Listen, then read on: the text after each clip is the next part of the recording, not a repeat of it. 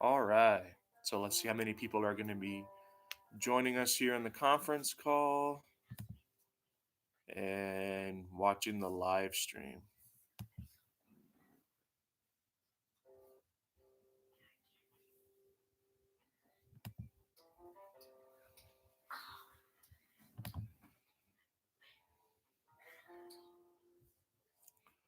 I'll give everybody a moment to join and log on.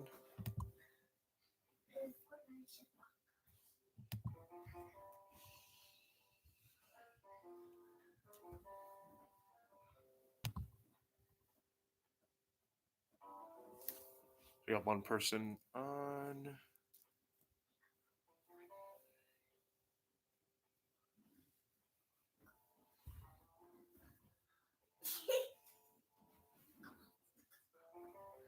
Okay, so let's see. How many other people do we got on?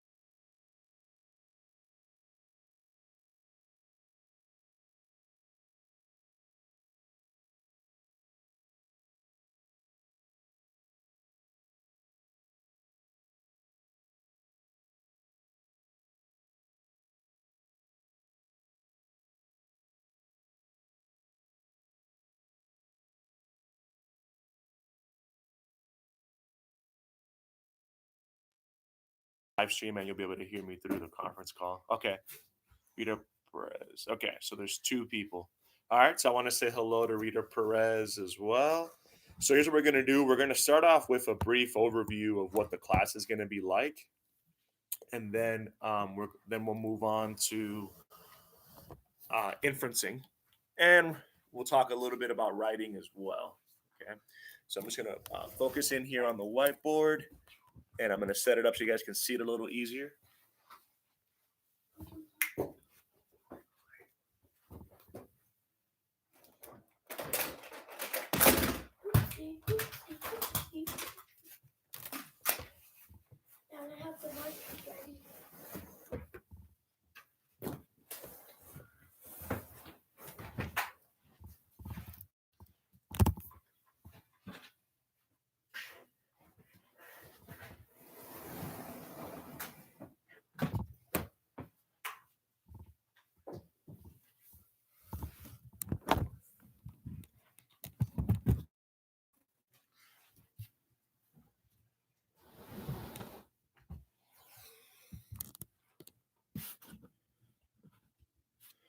Okay. And feel free to ask a question through the conference call or through the comments, whichever way you feel most comfortable with. Okay. Okay. I just received the direct link to my email address, so you probably didn't get it yet. Okay. Yeah, and I know that I'm Okay, taking just it go ahead. over for the last month, so I understand that some people are going to have technical issues and they may think the class isn't going on anymore. So I appreciate that. I see that 3 people are on, so it looks like it's Rita Perez and yourself, and there's 12 people registered. So after we get done with the introduction, I'm going to reach out to those 12 people so that we can get back to reaching to the whole class, or reaching out to the whole class and the instruction. I haven't got any messages from anybody saying they have technical issues. Okay. All right. So this class is HSE 200. All right. And looks like okay. And does this come out? Are you able to see this clearly? Because I know that when I'm looking at the mirror image, it comes out backwards. You able to see that? Yes. Okay. All right. So I'll let you know a little bit about myself. So I'm Darwin Mota. I teach at Bailey Middle School. I spent 8 years in the Army right after high school. I worked as a private investigator. And actually, my kids are going to be helping me out with this. I am divorced. I live with my girlfriend in the Northwest. And I've been teaching on and off for about 10 years. All right. I guess you guys can come and say hi. Hi. A little too short. You can say hi. Hello. All right. Hi. Hi. All right.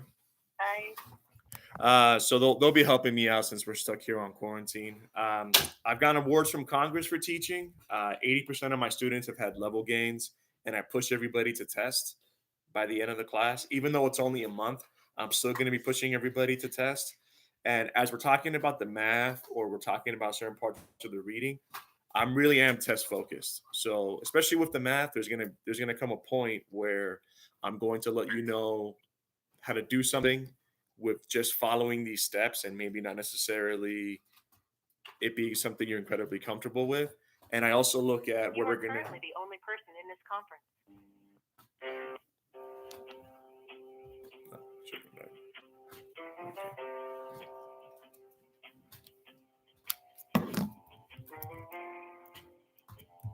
Nice to meet you. Can you hear me? All right.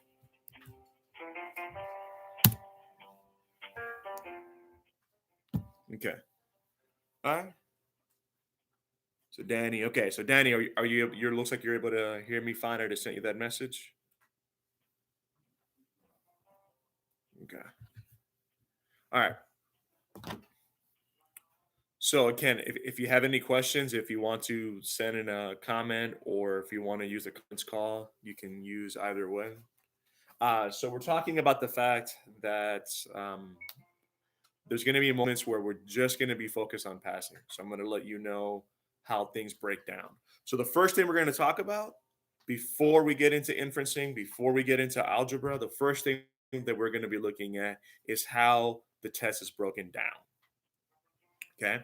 So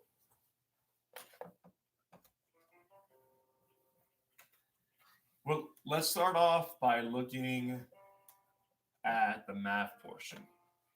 Okay. Here, let me need some colors. Get them right there.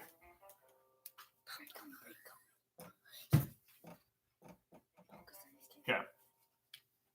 So when you're taking the math test, 60% of the math test is going to be algebra. All right. So the vast majority of the math test is going to be algebra. Actually, I'll just say that in. Okay. You're not going to be able to pass unless you're able to pass the algebra portion of it.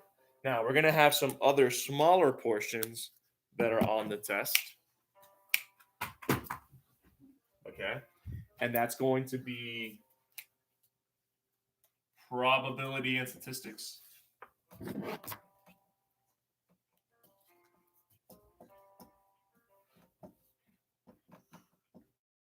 All right. Now, so algebra is going to be about 60%. Probability and statistics is going to be, and this is going to differ between the tests. Probability is going to be anywhere from 10 to 15%. Okay. And then we also look at, use another color here. We also look at then measurement and data. Okay. So you're also going to have measurement and data.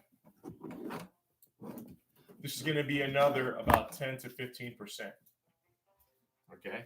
Now, there's different companies that give the high school equivalency test. So some different companies like the GED, the TASC, or the HiSET, their numbers may differ a little bit, but for all three companies, the vast majority is always going to be algebra, followed by some mix of these. So you're going to have probability and statistics, measurement, and data.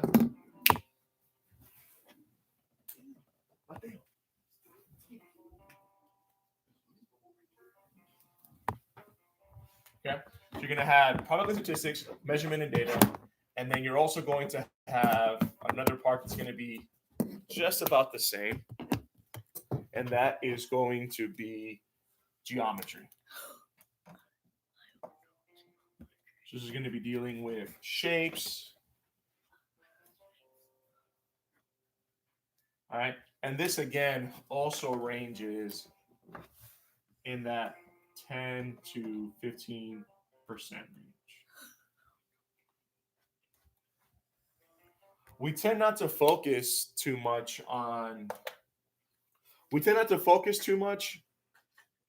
these in the sense that you could actually pass pretty much every other area and still fail the test because of how much algebra is weighted. Okay. And that's why it's important that we always focus on algebra. So you have probability statistics, measurement and data, geometry, and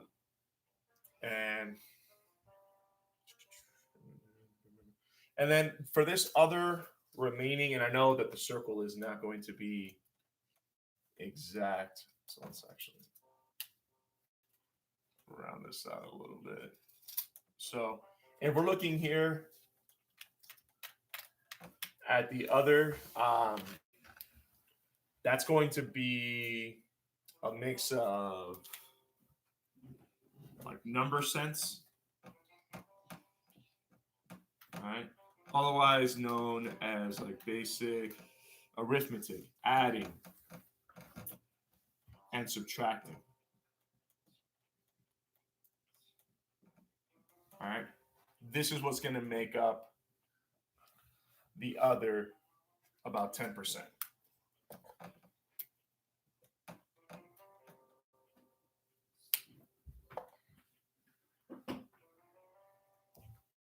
All right. And I see we have a few more people that joined us. So does anybody at this point have a question?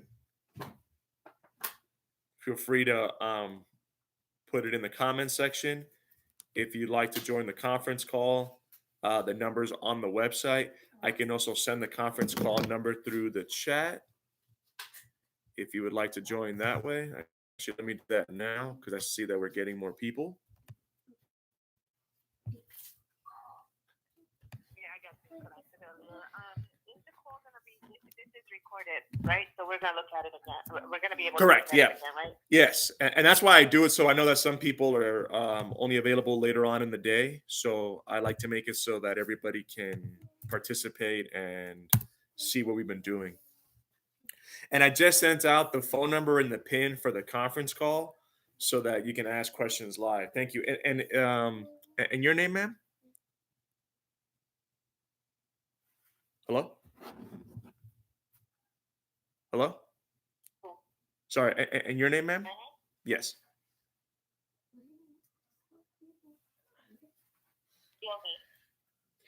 Oh, okay.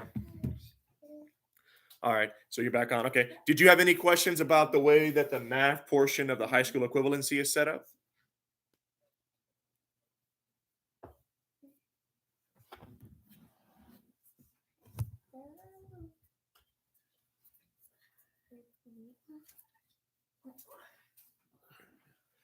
Sorry. Let's see. I don't know if you can hear me. Yeah, I can't hear you. Let me see. I'm turned up my volume. Okay. Did you have a question about the setup of the math portion? Okay. Since I can't hear you, No, I'm good. Thank you. You're good? Okay. So this is going to be the math. All right. Looks like, and I'm not getting any comments saying there's any questions about it on the other side.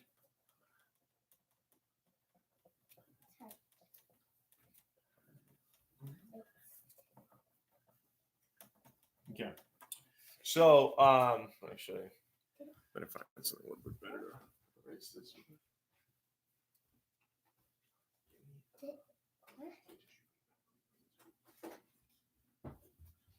Yeah. So, next we're going to look at why we don't discuss social studies or history, but why I'm going to use that throughout this month. Okay. Get rid of all of this.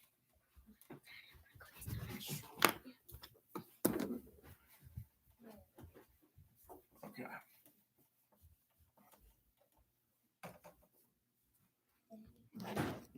Right.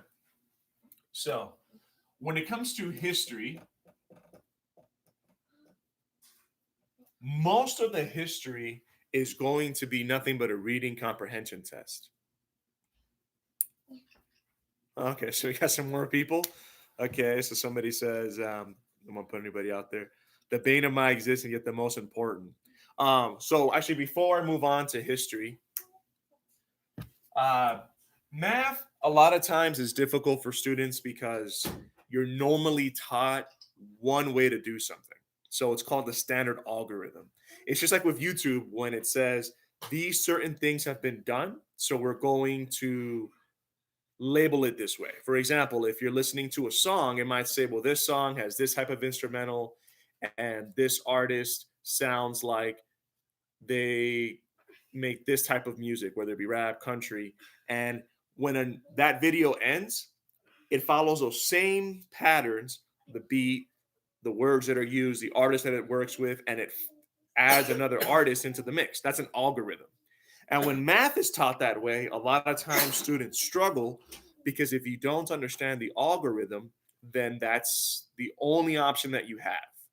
So what I do for math, because I'm seeing in the comments that some people don't like it. So what I do in the math is to show you different ways, several ways to do something. So algebra actually has, for quadratic equations, slope intercept form, polynomials, there's multiple ways to do it so that you're going to be more comfortable with it. And that's why I said that sometimes, because we're focused on the test, the only thing I'm going to give you is why this matters for the test. And I'm going to tell you, well, hey, you may not necessarily understand this method, but it'll probably be the easiest for you to use. And it's kind of going back to those steps, following them one after the other. But that's a very worst case scenario.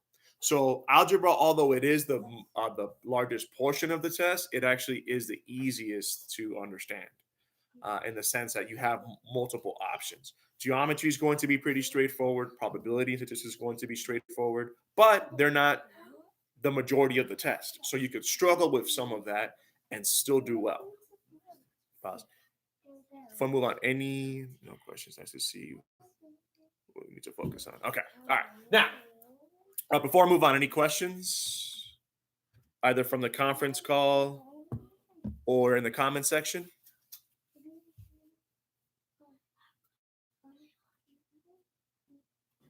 Okay. Yeah. So now we're going to look at history. Okay. So history is nothing more than reading comprehension. All right. Reading comprehension. If you can understand what you're reading, then you'll be able to answer the questions. Okay. Now I'm going to give you some quick tools that are going to help you understand American history in a month. I'll make you a master of American history. Okay. And I'm going to give you a little snippet of it so that you guys can remember. And that's what a lot of the history components are. Okay. So what's going to make history difficult is your background knowledge. So in the world of education, your background knowledge, the things that you know from before, that's called schema. All right. Schema is the academic way of saying background knowledge.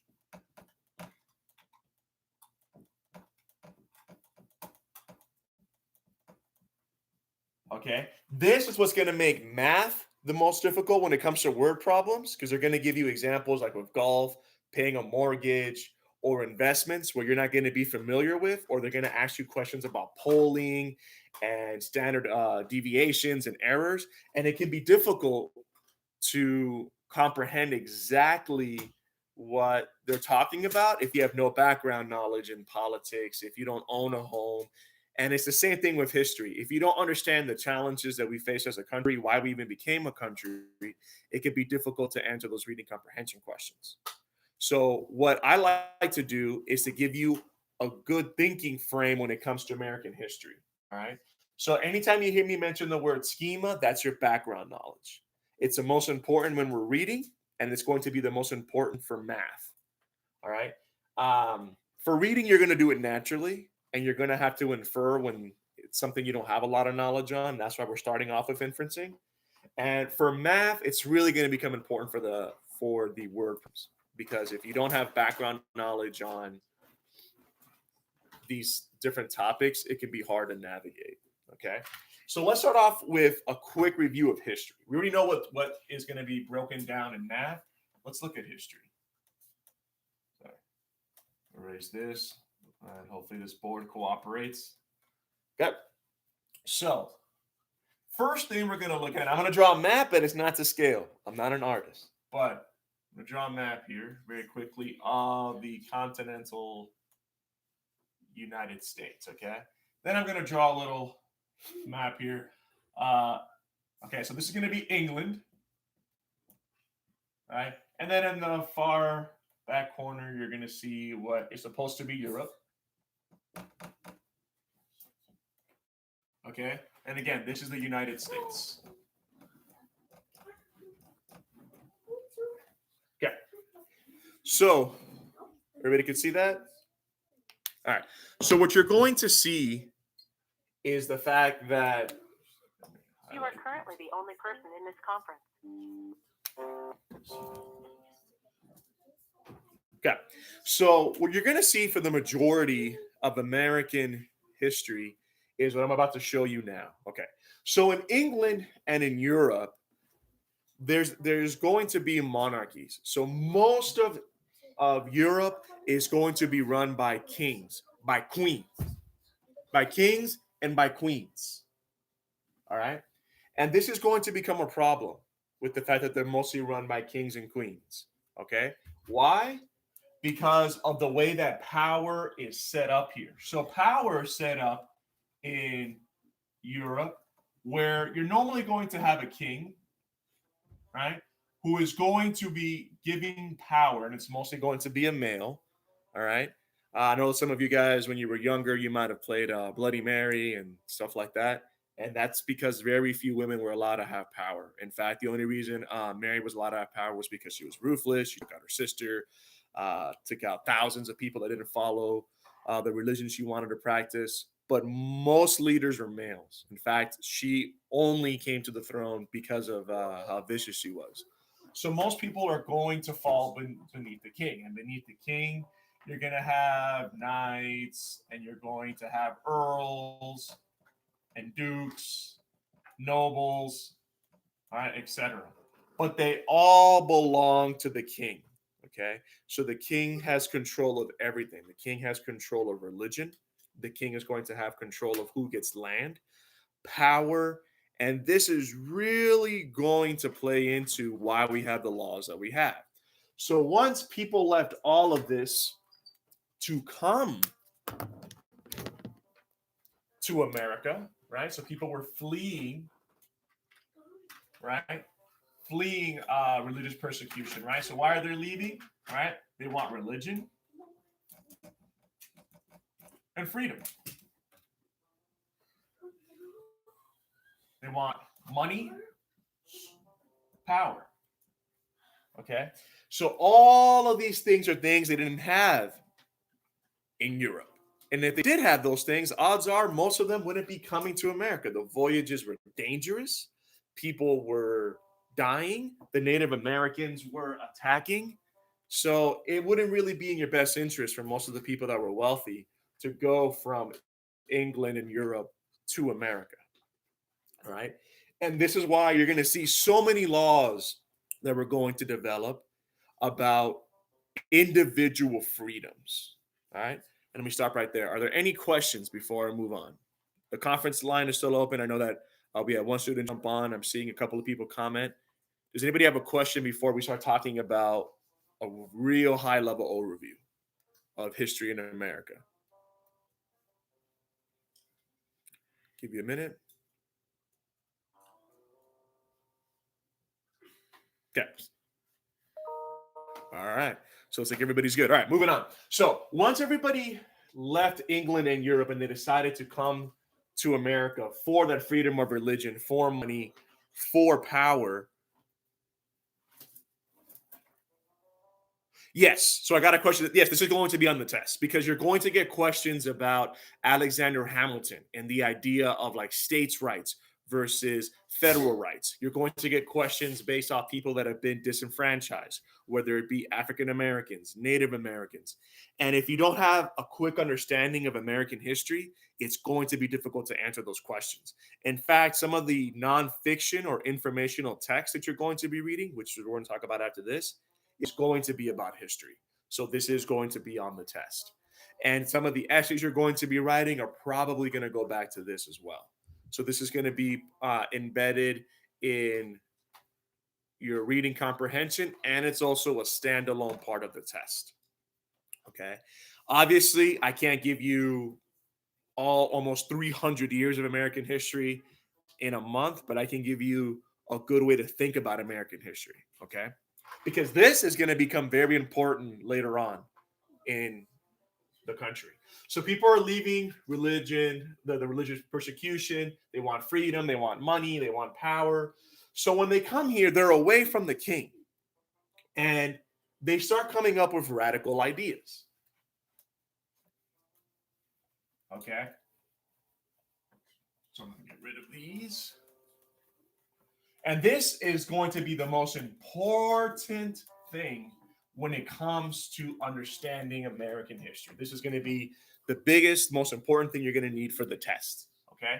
So when they come to this new country and they're not able to be under complete control of the king, this is where we're going to have a struggle. Okay. So one of the most radical ideas is the idea that we're all equal. So at the very top, we have heterosexual white men. Okay. So heterosexual meaning they like the opposite sex. White men are going to be thought of as equal. These people are going to be equal. This is still a radical idea. The idea that anyone is equal. The idea that you don't have to be connected to the king.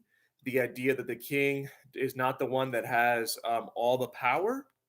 This is still going to be a radical idea. And again, I'm not including women in this. I'm not including children. I'm not including anyone else but adult, heterosexual, white males. So this is where you see things like the Mayflower Compact, where on their way to America, they're saying they don't need a king. They don't need any kind of monarchy to lead them. Okay. So the Mayflower Compact, that's going to help set up the Constitution. This is where they're establishing we can control ourselves. Now, a lot of you are probably saying, well, what if I'm not white? What if I am a woman? Etc. Well, this is the problem you're going to see, right? Is this idea of people being equal is not going to expand, all right, for a while. So the Mayflower Compact is where they're starting to build those ideas, okay? And equal means you should be able to make your own decisions. You should be able to own land. You should be able to have all these rights that are normally only associated with the king. Okay. And that's why you're going to see in America, you're going to start seeing in the colonies here. It's horrible drawing. Okay. Actually, that's a horrible drawing. Let me make that a little bit more to scale. So what you're going to see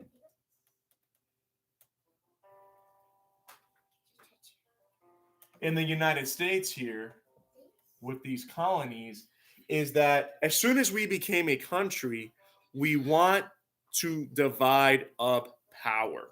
Okay. So George Washington had the ability to keep all the power for himself, and he didn't want to do that. Right. In fact, people wanted him to be king. They're like, hey, you freed us from the British, etc. In fact, the British smacked us all through the war. The only reason people kept fighting was mostly for George Washington. It wasn't even because of a state or because of a capital, which made it difficult for the British because they would capture the capital, they would do these things, and we're still fighting. But when he let go of power, he also wanted people to not be oppressed the way they were before. This is why, for example, the king could decide what was true, right? And the king could limit on what was said even about the people that were underneath the king, like governors, right? So there's actually a famous case with Alexander Hamilton where he's representing someone who is bad mouthing a governor, right? And they go to court, right? And again, these courts were not real at the time because a lot of them were really controlled by the king. So that's another reason why we have the right to be judged by people that are just like you, right? A jury of your peers. Now you're understanding again power. You're not being judged by people that are not similar to you. That's what it's supposed to be. And Alexander Hamilton argued that anything that was said about the governor is okay as long as it was true. All right. As long as it was true, you should be able to say anything that you want. And actually, that exists now. That's why we have freedom of speech. Okay. So, all of these freedoms, right? Even the idea of not being searched unless there's a reason for you to be searched also comes from this time because the British would force the colonists to have soldiers in their house, whether they like it or not. So, that's going to evolve into these freedoms that we have now, which means you can't be searched by the police unless they have a warrant. People just can't come into your house unless they've had the proper protocols. That's all going to come from Europe and the relationship that the people had with their king and their leaders. All right. Now, Obviously, we talked about the fact that white men are equal. We talked about the fact that these freedoms are coming. That's not going to expand to other groups for a long time. You're going to have the civil rights movement. You're going to have the women's movement.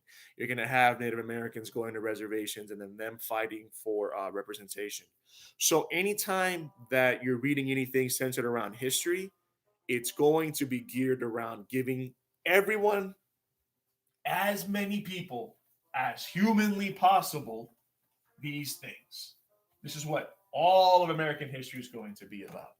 Giving as many people, so giving all people money, land, and power. Even if you don't know anything about the Civil War, what was the Civil War about? Again, land. Who's going to work the land? Can we own slaves to tend to the land, right? And with that comes power. And with that also comes money. So if you understand that at this point, these people are not going to be free, then you understand that that's going to cause a war. If you're wondering why they gave people of color, they gave African American men the right to vote before they gave it to women, it's because the men were the closest to the original people that established the country, which were white men. So if they had to give up power,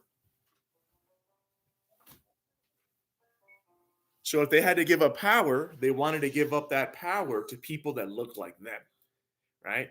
And that's why you're going to see the kind of disenfranchisement that we still have now. That's all of American history, right? Anything is going to go through these things, okay? And we're very particular about never stopping anybody from having land or power. Money's also very important, okay? The idea that you can work and that money makes all of us equal is what makes America different. You don't have to be born in nobility or have a connection to the king or come from wealth. In fact, money is one of the ways that racism and a lot of the other issues gets tackled, right? If you look at people that are poor as people that still have a power to vote, as people that altogether still have money, then it makes everyone equal. Because even if individually these people don't have a lot of money, together they do. So what you're going to see is a struggle where certain people and certain political parties and ideas are going to come in on limiting who has access to the money, and you're going to see other people want it to be well dispersed. But if you understand what I've talked about here in a nutshell, you're going to understand inequality. You're going to understand every war we've ever had. All right. And you're going to understand why some groups are going to be very powerful, wealthy, and privileged. And you're going to have other groups that are going to be disenfranchised. Any questions before we talk now about reading on its own? I'll give everybody a moment to do that.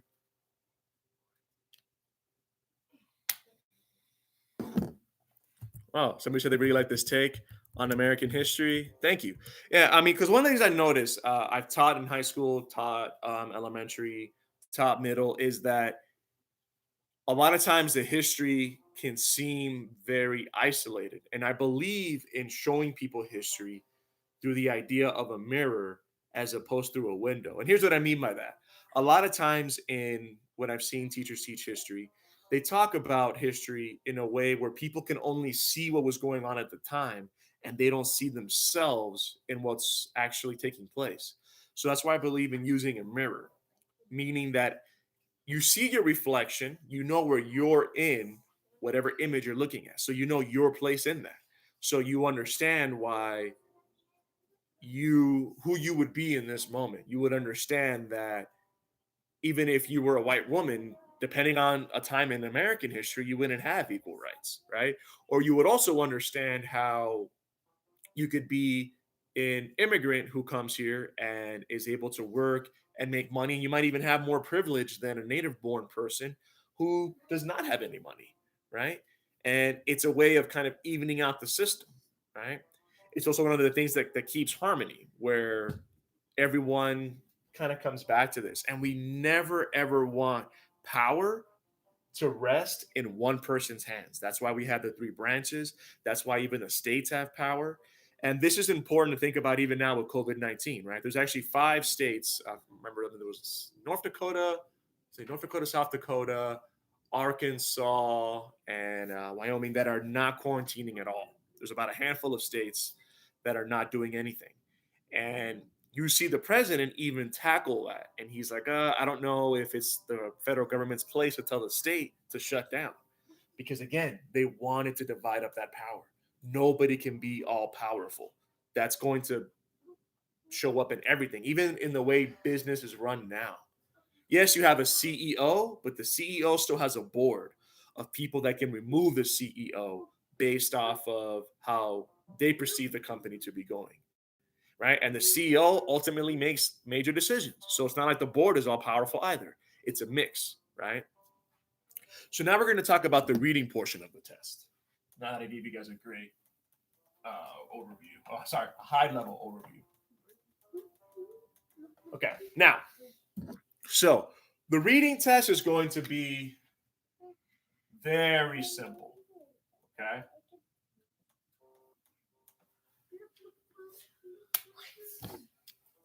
So 60%. And I always like to use nice whole numbers. It could be off a little bit, like maybe if I say that something is 60, maybe at most it might be like 55 or 40, but I like to give simple numbers. So 60% of the reading test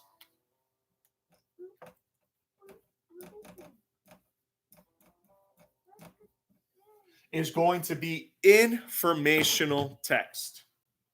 Informational text. All right. Otherwise known as non-fiction. 60% of the questions you're going to get are going to be non-fiction. Okay. And in fact, it's going to be easy. If they're asking you to prove something, like prove why these foods that have GMOs are bad for you, they're going to give you obvious black and white reasons because it's nonfiction. If they try to convince you that recycling is a good thing to do and they ask you to prove it, it's going to be simple because 60% of it, again, those questions are all going to be nonfiction. Okay. So then I'm sure you're able to ascertain that the other, about right. So then the other 40% is going to be fiction.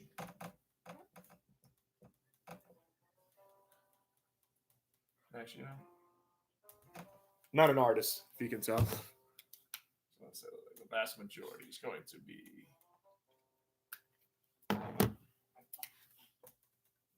All right.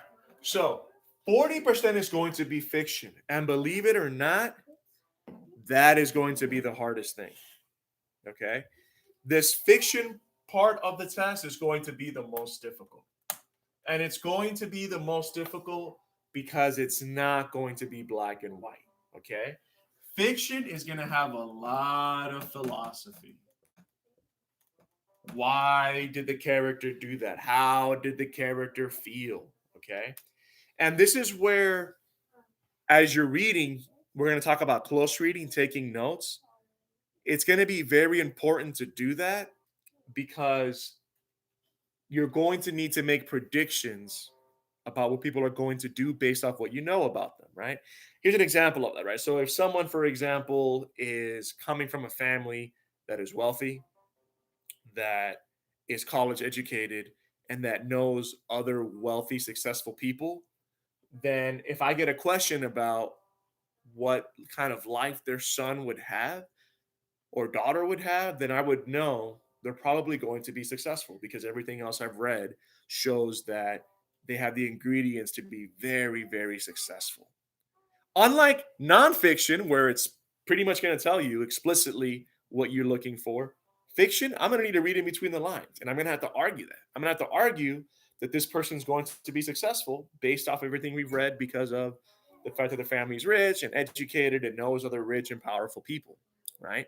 So that's what's going to make fiction difficult. You're going to get questions that are not obvious, like Why was somebody upset, but they were not mad? Right? So this is probably where we're going to struggle with the most. Luckily, it's not the majority of the questions you're going to get. The majority are going to come from nonfiction. In fact, all the standards for both fiction and nonfiction, the vast majority of them are going to be the same. Okay. So things like inferencing, citing evidence, main idea, summarizing, they're both going to be the same for fiction and nonfiction. Okay. Before I move on, any questions? Feel free to join the conference call. Feel free to type a question into the comments. I'll let you look at this.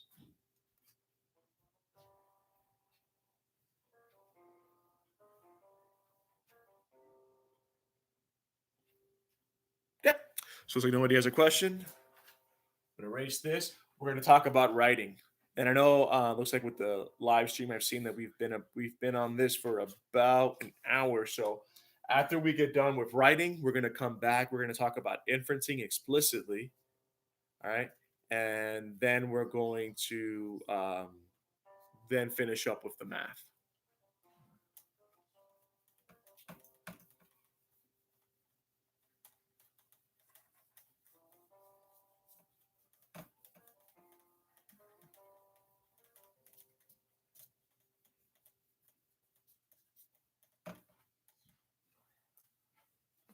Okay. So the last component that we're going to talk about is going to be writing. Okay. And I'm going to give you some quick hits for writing. Okay. So the first thing we need to understand is why people write. And there's three reasons why people write. We're going to call that the author's purpose.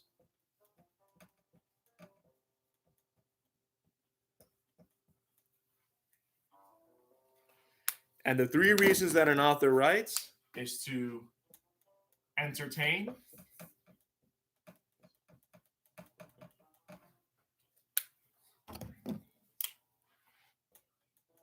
to inform,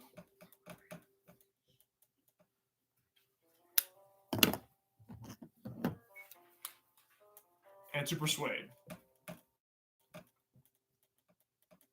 So anytime you're reading, these are the only reasons that someone writes, either to entertain you, to persuade you, or to inform you. And there's actually a nice little acronym for this known as PI. Persuade, inform, entertain. Okay? And everything you're going to be reading is going to fall, everything you're going to be reading and eventually writing about is going to fall into one of these categories. Okay? And when it comes to writing, you're going to be writing an essay, obviously. The vast majority of the essays that you're going to write for the test are going to be persuasive. All right. So over here, when we talk about persuade,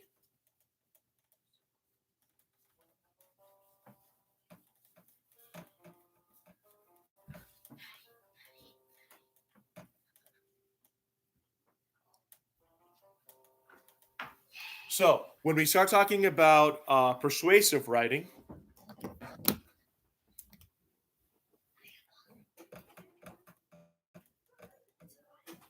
they're going to be asking you to convince someone of something. So you're going to read an essay, all right? And I'm going to put a little footnote here. The essay you're going to read is going to be an argumentative essay. So you're going to read an essay. It's going to be argumentative.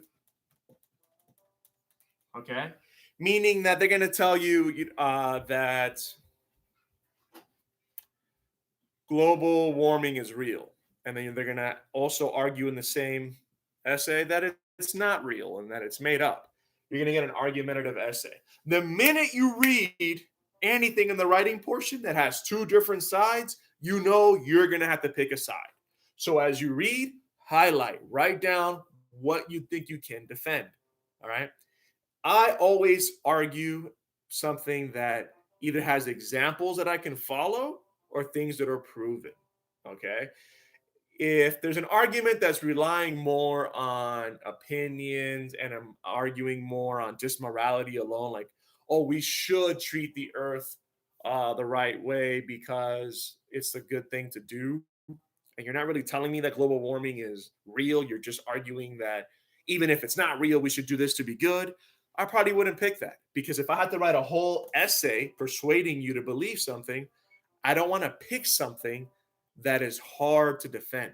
I want to pick something that has facts that I can prove and logic other people can follow. All right. So you're going to write a persuasive essay. Okay. And it's important. Pick one side.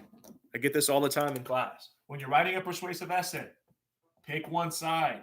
Make it obvious the side that you're picking. All right. And again, stick with the side that has facts, logic. Okay. There's a hierarchy of logic. Okay. Things that can be proven that are black and white. Right. There was an argument I saw a while back before the quarantine where Stephen Curry said the moon landing wasn't real. Allegedly, that was a joke. And I said, well, again, he's like, well, I don't believe it. How do we have the technology to get to the moon? Calculators now are better than the technology they had back then. Well, we have video, right? We have the astronauts that went to the moon, that did interviews, and people that worked on the moon landing, right? So that's facts. That's a lot of things that I can prove. I can show you a video of people on the moon, right? So I wouldn't argue that we didn't go if all it is people's ideas, right? Well, those ideas can't necessarily be proven. So I always stick with facts and logic. There's going to be another magical sentence that you're going to hear a lot about in writing. It'll also come up in reading, but most of it's going to be for writing. I'll write this in red. According to the text. Okay? This is going to be important when you're persuading. When you want to beef up whatever you said, you need to come back to according to the text. Anything that is written is text. Okay, think of it that way. Because some people say, well, what if I read a magazine? Or what if what I read was a magazine or a newspaper or whatever? Well, either way, it's text according to the text. If they give you a video or some other resource, switch out text for whatever it is. Video, right? Interview. You always want to refer back to where you got the information from. And it's not just because you don't want to plagiarize, but it helps to prove your point. So if I were to say, well, according to the text, NASA states that greenhouse gases are hurting the ozone and all this other stuff. I want to go back to that. I want to keep referring to the text. That is going to be the most important part of the essay is according to the text, according to the video. I can almost guarantee you, although you can write a descriptive essay, that's probably not going to happen. Although you can write an essay just informing people of something, that's probably not going to happen. You're probably going to write a persuasive essay. Why? Because they're going to want to know that you can read something and comprehend what you read and digest it. And what I mean by digest it is, can you take what you read, these facts and these figures, and can you use them to make an argument? Can you use them to prove something, to really show you mastered what you read? That's where you're going to see a lot of things like this. All right. Because this is going to be the crux of it. Oh, and I see we have more people that join. All right, good. So we have 12 people registered. We have 6 people on. So half of the people are now joining us. Any questions about this? I almost feel bad letting it go in a few minutes because I know people have barely joined us. But I'll give you a minute. If you've barely signed on and you have a question about persuasive writing, I'll give you a minute to shoot me a comment.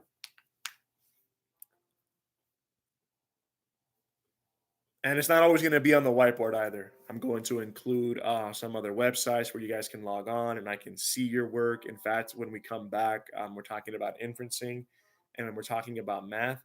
I'm going to shoot some links for Khan Academy so that you guys can work on the math problems and respond back if you have questions. And Khan Academy is self-correcting and it has videos as well. So I'll give you guys about a minute to see if you have a question about writing, anything else that I mentioned.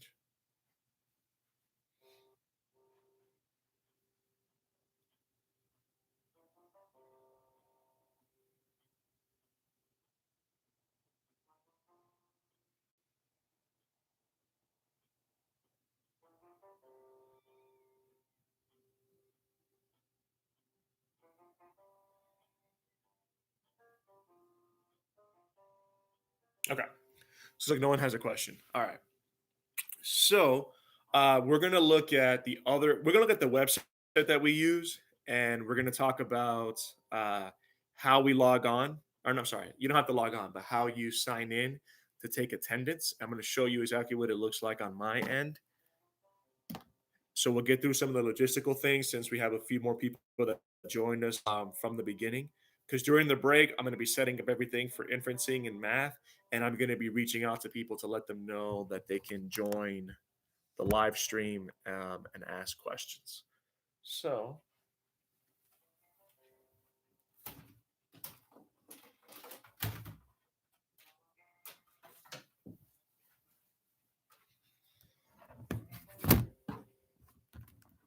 okay.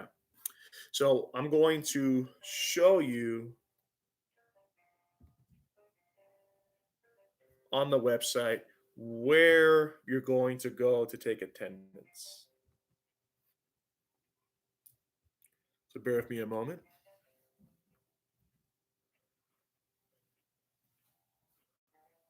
And again, for those of you who barely joined us, I sent out a message with the conference call number. That's the music you're hearing in the background for you to join if you want to ask a question as opposed to type it out.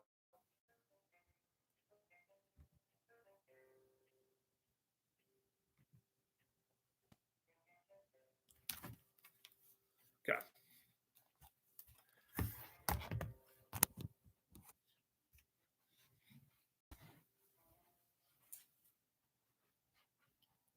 All right. So, and I know that it may not be the clearest. I've been playing around with the best ways to be able to cast my screen onto YouTube. Uh, a better process will come out. Okay. So, this is the website. I sent out a link on through text message, and I also send it out through an email. Okay. So if you click on the home button, top right, where it says attendance, you're going to click on that.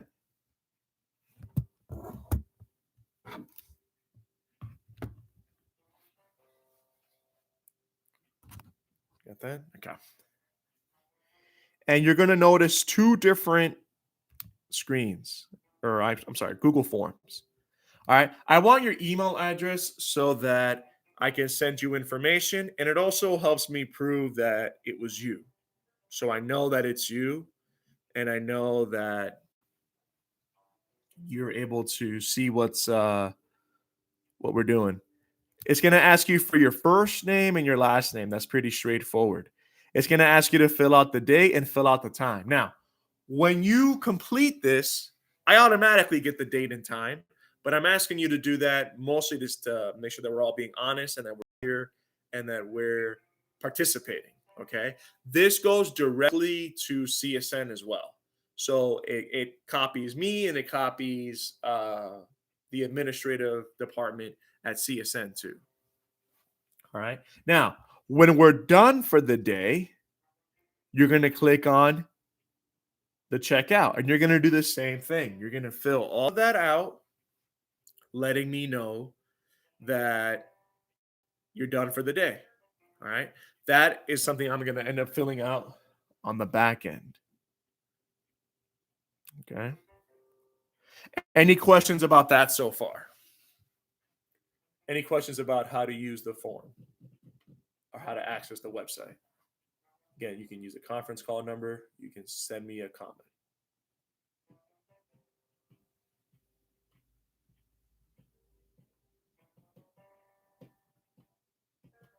Got no questions. Now, on the discussion forum, this is where you'll be able to see the live stream.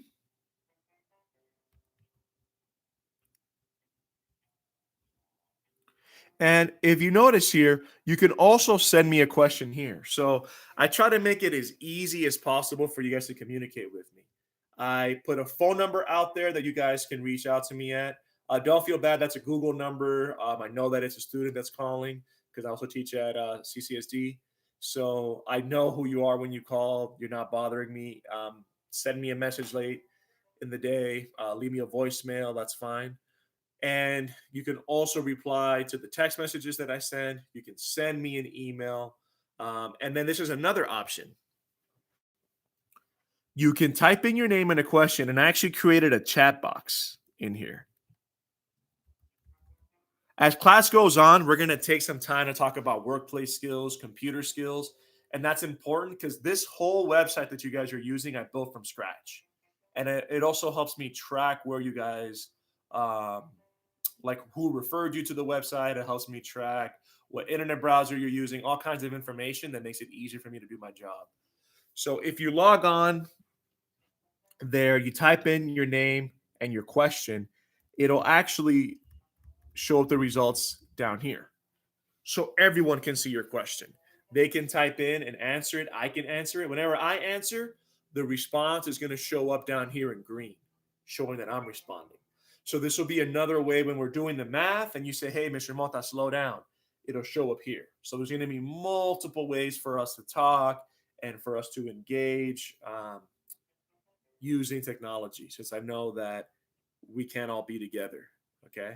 Now, just to make sure that everybody at home is listening, I would like in the comment section to let me know if you would like to also use a program like Zoom. All Zoom is in trouble for not being safe, but there's programs that are similar.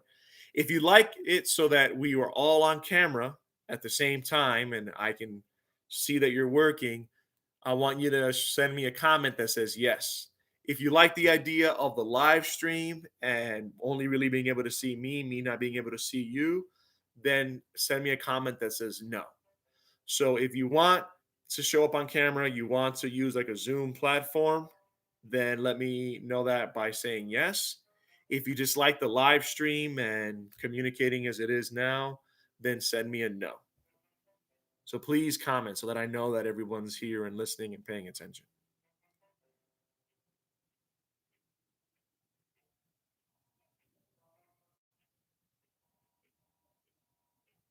Okay, so I got one no. Keep it the way we have it now.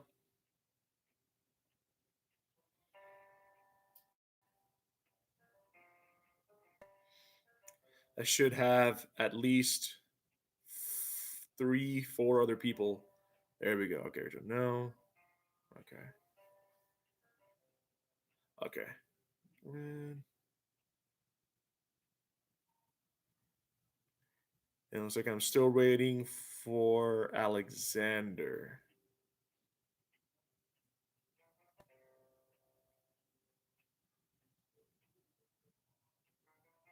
Okay. While waiting for Alexander, did everyone get a chance to sign in and mark themselves here for attendance purposes? So I will also like a comment saying, yes, I did. No, I did not.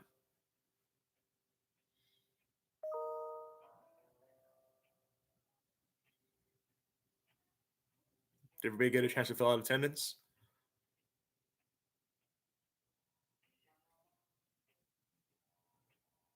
Okay. So I see that one person did not. Like I said, you can go on the website. There's a conference link there. You have my phone number. You can shoot me an email. Please make sure. Yes. So yes, Rachel, go ahead. Do that now.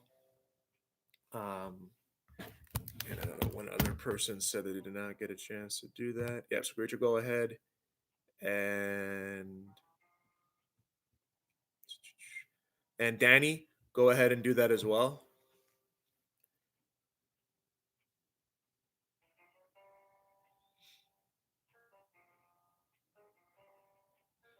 Okay. So the time that I have now is 10:11. So we're gonna come back at 10:40. I'm gonna be making some phone calls. I'm gonna be reaching out to you. Um, and we're gonna talk about inferencing and we're gonna begin with the math. Okay. So the math is gonna be a little bit of me doing some live instruction here, plus me sending out links for you guys to work on Khan Academy as well. And then we can use all the different resources. If you have a question, you can say, hey, Mr. Mota, can you look at this? And then I can answer that question and we can work through it. And then there's going to be another program I'm going to use, but it'll be easy for you guys to join. Okay. All right. So last question. Just so I know, I also like to know what device you're using to watch this. So that way I know what program I can use with you. So if you're using a computer, just send me a comment, computer. If you're using a cell phone, send me a comment, cell phone. If you're using a tablet, etc. So I know the limits of our technology.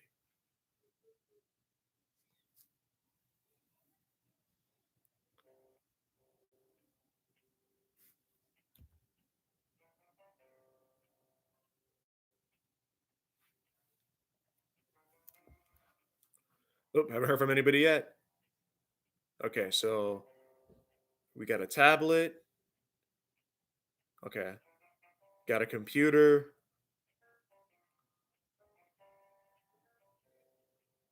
Okay. Now, a cell phone is going to be okay with the live stream, and that's actually why I use YouTube and I don't use Zoom a lot because I want to make it simple. However, it can be a little hard when we're doing the math. So if you have the option of going to at a bare minimum a tablet, please use that. If you have the option of a computer, that's the computer or laptop, that's the best thing to use because you have a screen that's big enough for me to send you assignments, you can work on it, and then I can also answer it on a video. Now, if you only have the cell phone, that's fine. I can use mostly the live stream and I will send out links, but I'll make sure that I'm giving you a problem that you can work with the capability of your cell phone. So we may be doing a couple different problems at once. Okay.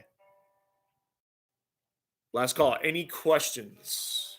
Any questions before we take our break? I see we have 6 people that joined. So whoever that was that just joined us, this video will be saved. You can check it out on YouTube. I'm going to be calling everyone to make sure that they get to the live stream when we come back. And when we come back, we're going to be talking about inferencing and we're going to be talking about algebra. We're going to have about an hour and a half left. As far as Aztec and all the other programs that we have, I would like you to do that before this class or after. I really want to make it interesting for you guys, and I want to be able to use a live instruction to talk about everything. So we will be using videos. It's not again, it's not just going to be me talking in a whiteboard, but I want to make sure that you guys are still using Aztec and Zoom, or Aztec and work keys and everything else. So I have the time now as 10:14. So I'm going to be sending out another live video at 10:45 where we're going to pick up talking about inferencing. All right. You have the phone number for the conference call. You have my personal phone number, email, text. All right. So I will see everyone here at 10:45. I will send out a message. You can check the website again at 10:45. There'll be a new link. All right. Thank you so much. And I'll see you in about 30 minutes.